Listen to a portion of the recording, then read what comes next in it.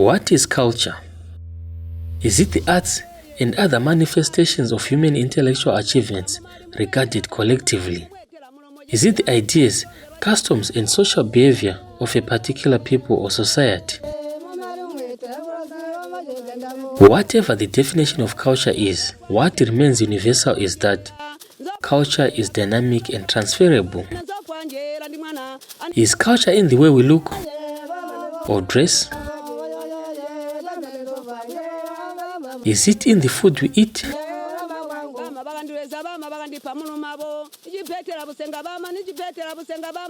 Does diet define culture?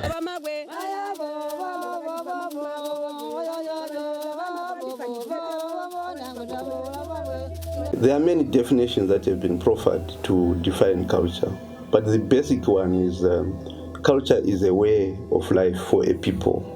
It's a shared way in which they attach meaning to signs, artifacts, the way they worship, the way they find meaning in the world around them.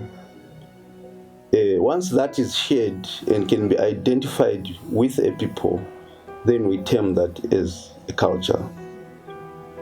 When you attach meaning to symbols, signs, sights, and things like that, you communicate these things, and language then develops.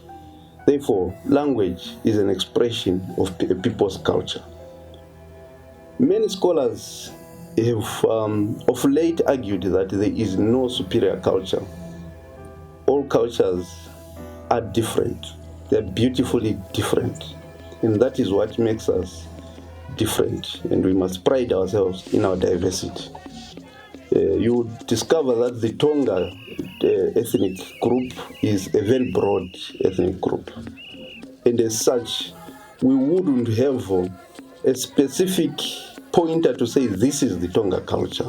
But there are certain things that we collectively agree that they relate to the Tonga. For instance, how we bury our dead, how we marry, how we socialize, how we celebrate life.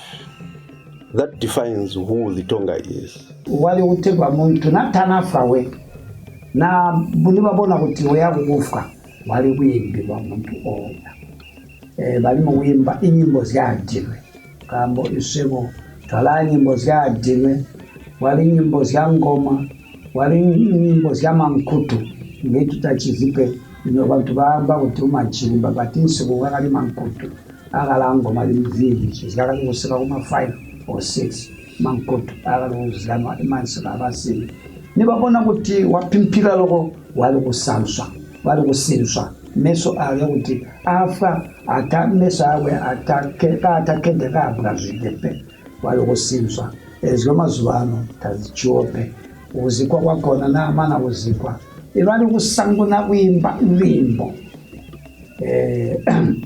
mpana wabo mawisi awugaula muna wabo wisi bandimba bali kusango na iwimba ezadile kuma manino basi muko bali kujala inyimbo zikali kuimba zonse ezia bajala liramba bulongo mumaseya bamwe banonga bali balamba bya konse utondeza kuti uyo muntu wafitwa ezikukumanisizya oya babafitwa banonga bahululwa isusu lonse apati banakazi okwali mirembe yali wangwa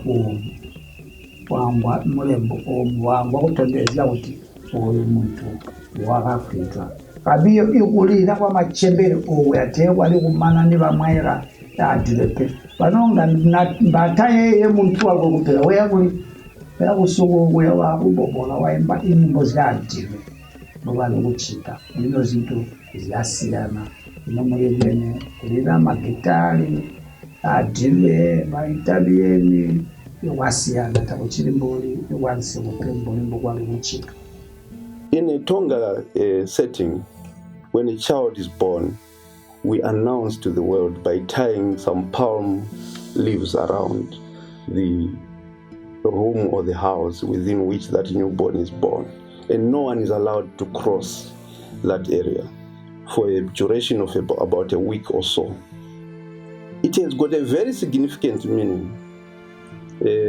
Many people refer it to witchcraft, but in essence, it is actually meant to protect the new mother from getting unwarranted attention from strangers, and also to protect the newborn vulnerable child from contracting other diseases that adults may be carrying as they walk across or as they come into contact with them. That is our culture. That is how we have been celebrating life and announcing life. Has the Tonga culture been eroded, or it has simply evolved? Has the displacement of the Watonga people from the banks of the Zambezi River impacted on their culture? Mumakutu omutetwa galama chechi pegwa gali mbuli mbumu bwene buntibe ngoma za buntibe bagali kusana linogo zolongo kuno bana besu tachiwo chizikuti buntibe ninzipe tachiwo chizikuti chilimba ninzipe tachiwo chizikuti ngatwa mbebe yakuti zonse ziziyano zya Chitonga zyakafa zili kumanabia. For a long time, Tonga culture has been intact and diluted because of its the geographical location of where the Tonga people are found. The benefit is that as you interact with other cultures, also begin to learn how other people are living, and you can then be able to take advantage of the strengths of other cultures and incorporate them if you so need. But then the disadvantage also is that the rate at which the culture is now being diluted is also very high. Today we talk of cultural equity. No culture is more important than the other. European culture or Western culture is not bad. African culture is not bad. But in the same vein, I would also argue that African culture is not perfect, in as much as European culture or Western culture is not perfect. There are very good examples that stand out in our cultures of what we got from other cultures. For example, at the Watonga Museum, we have a Tonga traditional attire, and this attire is popular and stands out because of the beads that have been incorporated on this attire. And remember, these beads are not original. They are not indigenous to the Tonga people. These are beads that they traded with the Portuguese. But look how the Tonga people have managed to aptly incorporate these beads into their own culture.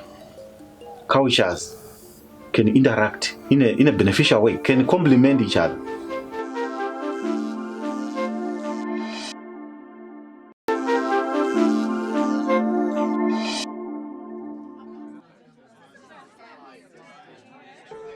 With globalization comes the need to communicate effectively in many other languages. Culture and language. Very interestingly, they are always together. Language itself empowers culture, and it also carries it forward. Now, when we look at the community that we are in, it's a community with a culture like any other community. However, it's also a community that has struggled to maintain a difficult lamination of the dominance in use of languages. When we are looking at the local language and also other sister languages that may actually be foreign to the culture. And primarily we are looking at English, because English, even in this nation, it overrides everything else. Now, when we are looking at, say, the effect, or does it have an impacting effect on the culture, I think yes, it does a lot. Because when you are looking at culture, you are looking at tangible things, tangible aspects of it, and also intangible aspects of it. And the culture is something that is learned, passed on from generation to generation. Now, the language that is being predominantly used is the one, or as medium of instruction, is the one that will determine what is passed on, the context of what is passed on. English as it is, we have discovered that it has a lot of shortfalls, shortcomings. For example, a teacher wants to teach me or my child, this is your father's brother, this is your mother's brother. In English, it will just come out as uncle. And yet, in our culture, it is very explicit. Ndende munini, ndende mupati, atatalens, or semunzyesu. Very clear. So when I'm passing something cultural that involves these family members, using Tonga, it comes out clear. But when I'm using English, it fails to come out clear. Even when I use other languages like Shona, for example, which is one of our indigenous languages, it will still not come out. Because in Shona, it will still come out as Zekuru. At least here they will say Babamni. But you discover that still Sianene Wangu and Tatarens will belong to as Sekuru. So definitely a language which is not compatible to the culture has a negative effect on it. You would know that Tonga culture has suffered an onslaught of stereotypes to the extent that this has really affected the Tonga person in the Tonga people, to the extent that the Tonga people lost confidence in themselves for some time. It is only now that they have regained this self-confidence. But the fact that these stereotypes have been projected against the Tonga people has meant that for most of them, it has been easier to identify with other ethnic groups than with their own culture. For example, if someone goes to Bulawayo, they would rather speak in Ndebele and hide the Tonga language in them, the Tonga person in them. If they go to Harare, they would rather struggle to speak in Shona, even among themselves. But it is only today, through the different platforms that the Tonga people are deploying, that they begin to take pride in themselves, that they begin to promote their culture, to have the Tonga culture as a language in schools, even. Iba Tonga, Bantu bali very harmonized. Take for example, Timutonga twamutola kukala Mandebele, kumbe Mashona, kumbe Manyanja. Within a month, kumbe 2 months, unolwa kunzika kwambula chimwe chishopo. Chitupati to blend in our cultures. Most of the times, it's because we are ashamed of our own culture. Besides being ashamed, because our cultures what are going to be flexible enough to blend in our culture. So we are the ones very forced to blend in campus, and it's totally flexible enough to blend in our cultures. We value our culture, hence we have a lot of. Right now, I think we are some of the minority languages. We are actually having Tonga being taught from grade 1 up to university. So we're actually very proud that Tonga is being taught from grade 1 up to university. The issue of language is also very important in the sense that language is a crucial part of culture. Language is a very important part of culture. You find that today, if someone is in grade 4 or 5 or so, if they are fluent in English, they are seen as superior to maybe another Tonga person who is not even eloquent in English. We have been made to think that the white man is superior, and we now want to emulate the white man. So the person who is doing his best to emulate is now regarded as superior. Yet it is quite the reverse. The person who is struggling or who is doing his best to emulate the white man and shunning their culture is actually deplorable.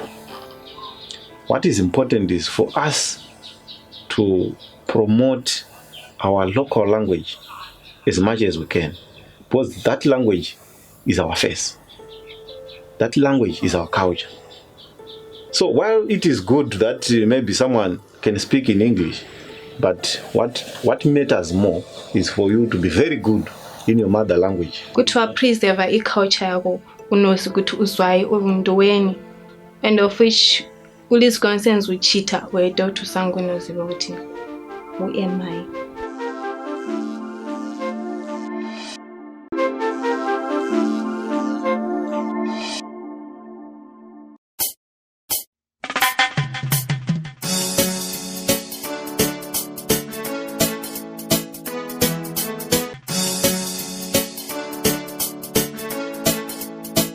Yo, sleep.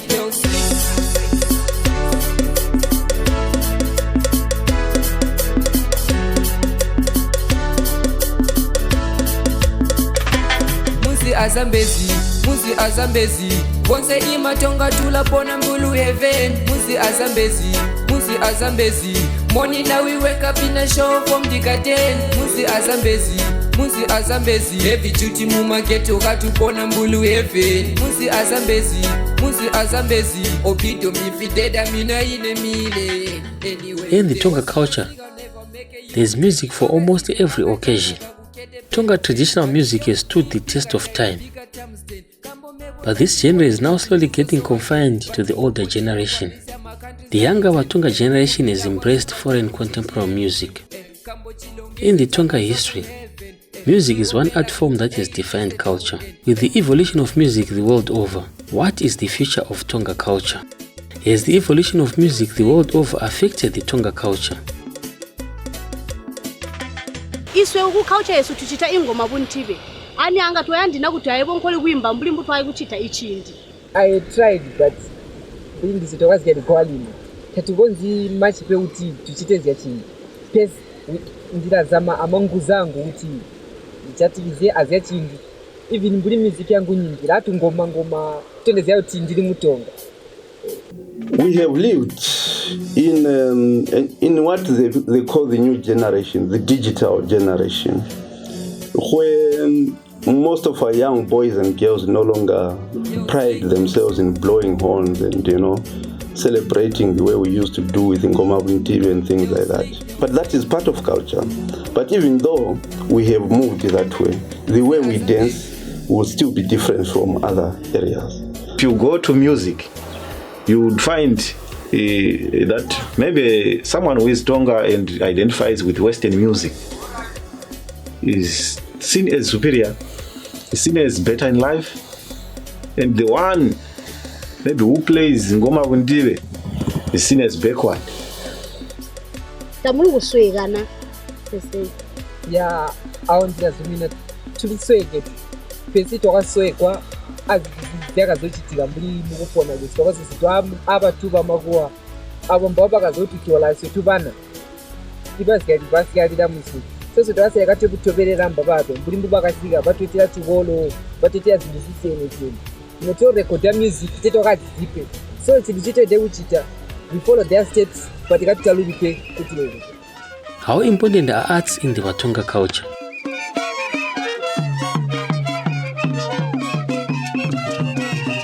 Iziamiso vanhu madrama na imimbo nzinthu zipatira kambo mubumi bwa muntu tawu kokwana pebumi bwa muntu kakutakwe imimbo kakutakwe iziziano kambo ichiziano mulaga lwa chimwe chinga cha mulaga chizuzikizya imulaga wa Butonga ukulemba musobano chinthu chipatiro kambo kuti tetu aba amalembe tiyoswegerwa ambo basi bala busongo bwakudonda nakuzwa kana kuphathwano tiyobabula kuzitulikale twano twachindi tutachikonzipe kuti tutu jateka tulino kambwa kuti ibala luzibolo bakachibona tabachope mbuli lwano lwa nyami nga lwazobulika kuti lwimvu ibyenero ambutakwe wakachilemba peko zoko mataliro chazolemberwa ajulujulu so mulajina utinga wazoba kusiyane. After the displacement of the Batonga people from the banks of the Zambezi River, most of their chiefdoms were disturbed, but ultimately the Batonga chieftains has remained resolute. Binga has 17 chiefs covering 25 wards. These have continued to help preserve the Batonga culture. The 17 chiefs are all royal and they are based in Binga. Culturally, they are there to make sure that they remind our communities, especially the young, about where we came from, our history, our types of food which we eat, because there are a number of foods which we eat. We have a lot of them which are now being internationally eaten, but they are just right here in Binga district. Going forward, what does the future hold for Binga, economically, socially, and culturally? Binga, of course, we know that is comprised mainly of the Tonga people who have been living along the Zambezi Valley for quite a long time. But at the same time, Binga is a cosmopolitan community.